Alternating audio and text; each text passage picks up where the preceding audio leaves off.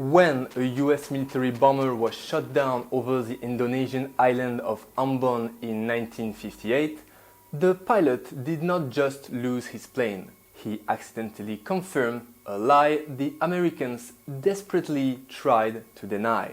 In his pockets, the Indonesian military found a flight log and a US Air Force ID. This finding was catastrophic because at the exact moment US President Dwight D. Eisenhower was telling the world that the United States has absolutely no involvement in the civil war that was then tearing Indonesia apart.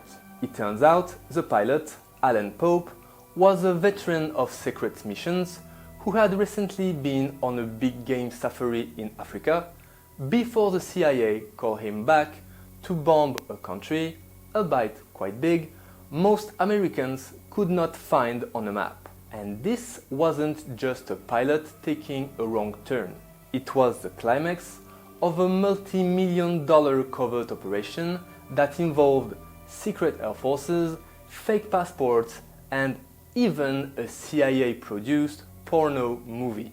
Let's dive into the history of Indonesia during the Cold War and find out how the CIA, while trying to stop the spread of communism, ended up setting the entire archipelago on fire.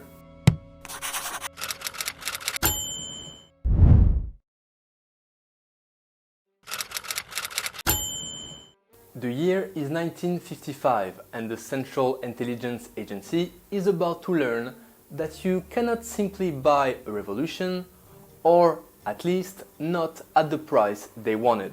At that time, Washington was deeply concerned about Indonesia's charismatic first president, Sukarno. To the CIA and the State Department, controlled by the infamous Dulles brothers, Sukarno was an unpredictable leader who indulged in Javanese mysticism and far too many women. This was already bad enough for their Puritan minds, but the worst was his politics.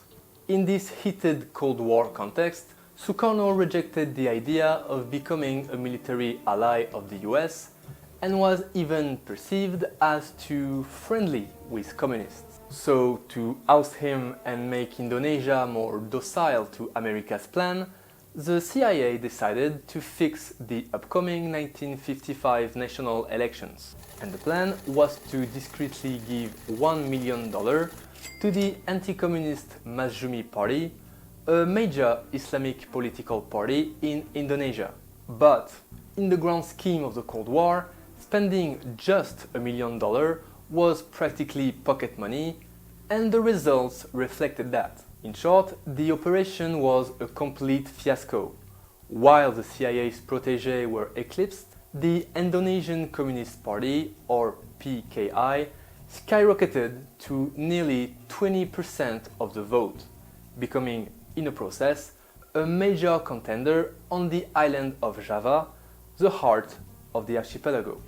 And Washington's puritanical Secretary of State, John Foster Dulles, was furious by Sukarno's personal conduct and his guided democracies plan, which looked suspiciously like a dictatorship. So the CIA decided that if they could not win at the ballot box, they would try something else. They began gathering anecdotal evidence to justify a tougher stance, and it wasn't hard to find. By 1957, the PKI was winning local elections in central Java, and Sukarno was openly talking about inviting them to the government. So, of course, for the Americans, it was then unthinkable to have communists in the government of the fifth most populated country on the planet. So, to avoid losing Indonesia, they had no other choice but to intervene.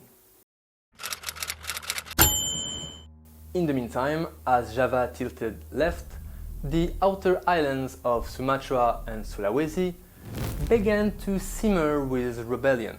Local military commanders were tired of Java making profits from their natural resources like oil or rubber. So, to counter the Javanese monopoly, These regional officers started their own smuggling rings to keep the cash at home. And the CIA saw these irritated officers as the perfect support to topple Sukarno. In the fall of 1957, a top-secret policy was adopted to keep Sukarno under pressure. It was the Operation Hike and aimed to provide covert support to regional dissent. That's how the CIA began organizing secret meetings with the rebel officers in Singapore safe houses. And one of the stories goes that at one meeting, CIA officer Dean Almy showed up with a suitcase full of books, which was a code name for a massive amount of cash. By November 1957, an initial installment of $843,000 had been withdrawn from the agency's reserve to fund the dissent. And the rebels were emboldened.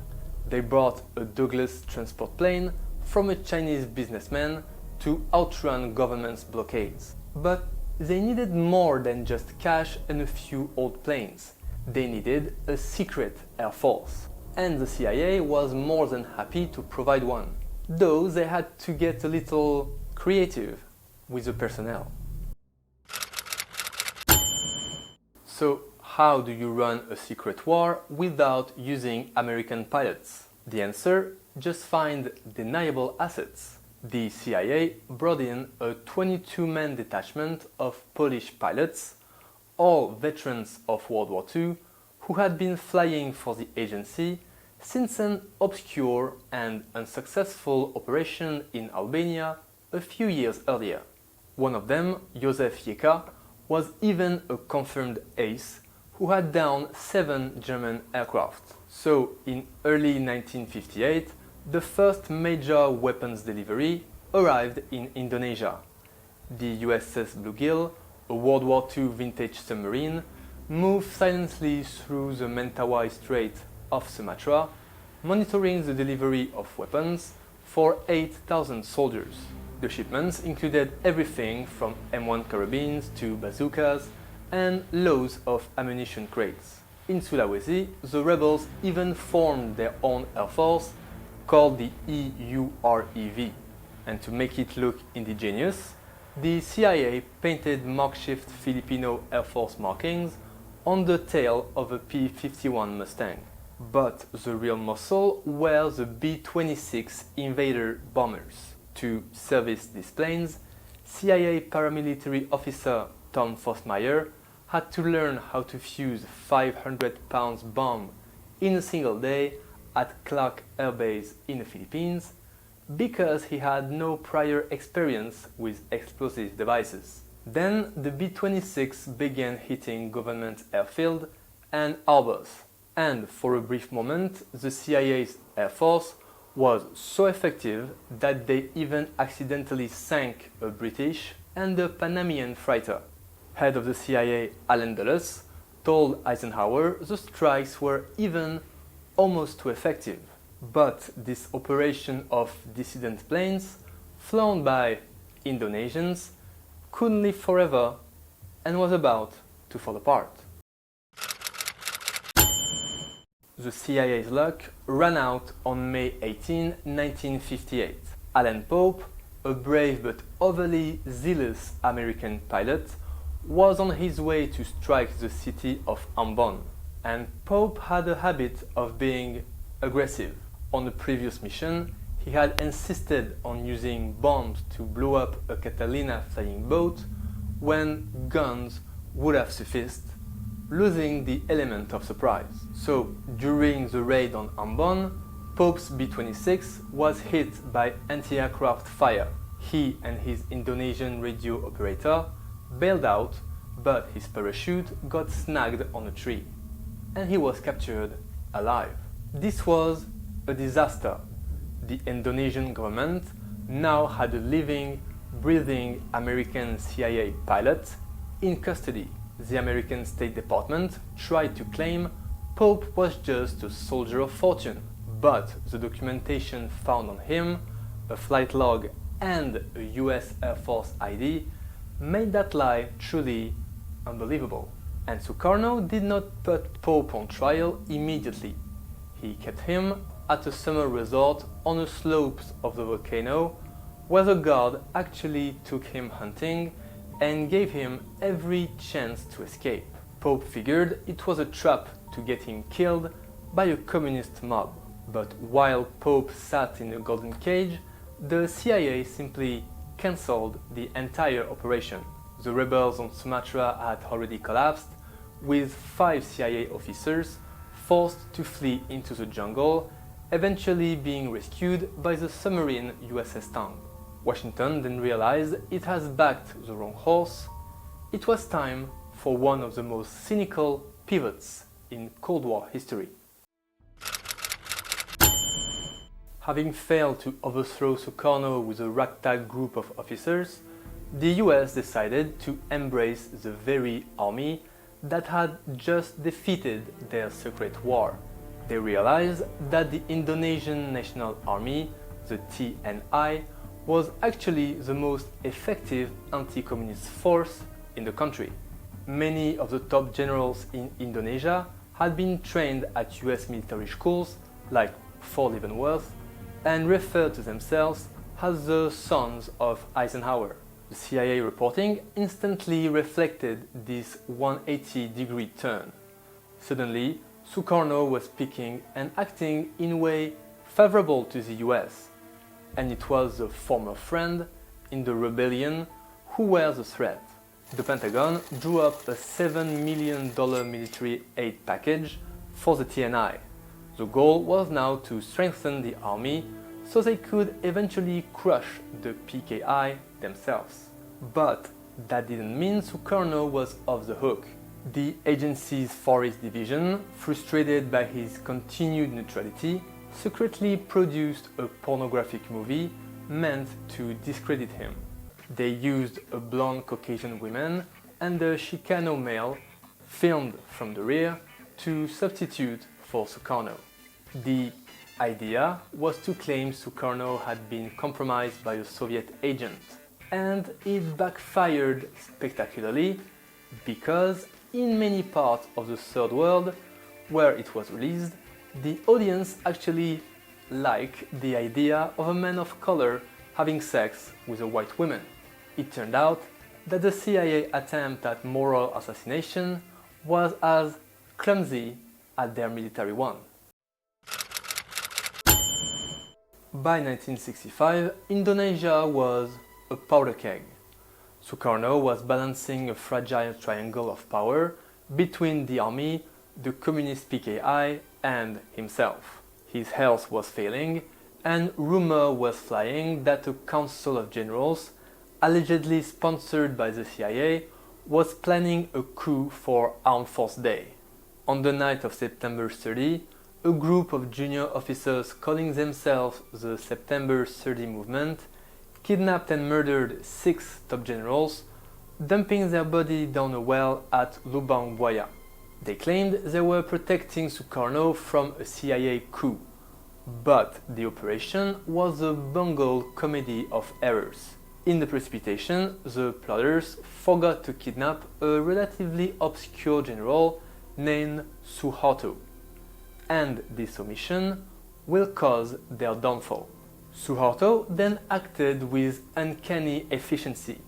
He blamed the entire thing on a PKI, even though the movement was mostly a mess of internal military mutinies.